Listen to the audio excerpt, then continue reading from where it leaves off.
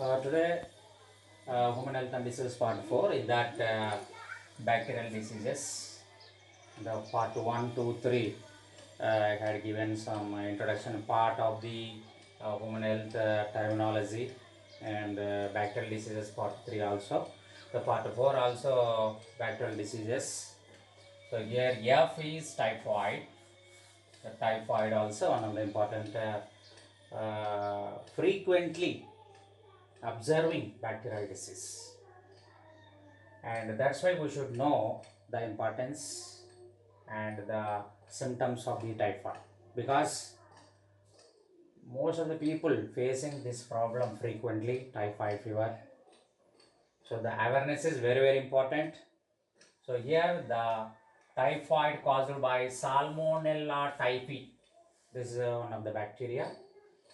It is a rod shaped bacteria affecting in the intestine area due to the contaminated water and food. Generally, the neatness is very important in our life daily.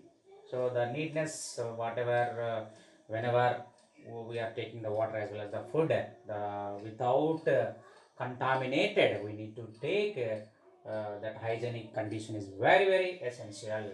So contaminated water and food through, it will be transferring. And what are the symptoms we are observing? Headache, common symptom.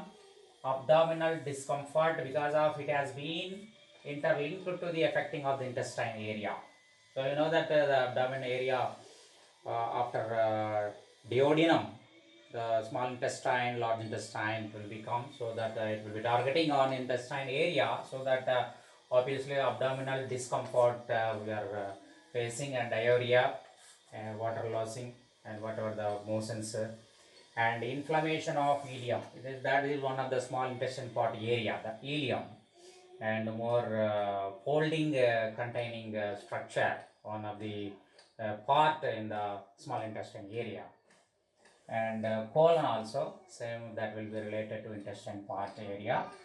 And liver and spleen become enlarged because of these two organs also affecting due to that typhoid fever. The liver playing a major role in the metabolic process, glycogenesis, gluconeogenesis, fatty acid synthesis, and many more bile juice productions, enzymes production, many more metabolic pathways involvement is there. The spleen also very essential, and these two also affecting, and also sore throat, etc. These are the symptoms we are observing in the typhoid, and wider test based we can detect the typhoid bacteria, whether it is there in the intestine area or not. The wider test based we can detect. And G is pneumonia. This will be caused by Streptococcus pneumonia bacteria, and it will be affecting lungs and throat droplet infection. And in that lungs area, bronchi, bronchioles, alveoli is also there. Alveoli, you know that the exchanging of the gases taking place through the alveoli area in the lungs. Those are the bronchioles, bronchus, alveoli is also affecting. So because of that, the accumulation of mucus in the alveoli area, this area will be more important to exchange of the oxygen and carbon dioxide. And bronchioles also affecting, and through that that will be leads to breathing difficulties. And what are the symptoms? Taking chilled in body temperature, and fever suddenly, and pain with breathing on the side of lungs, increased pulse rate, increased respiratory rates, and cough, etc. These are the normal symptoms we have been observing in the pneumonia cases.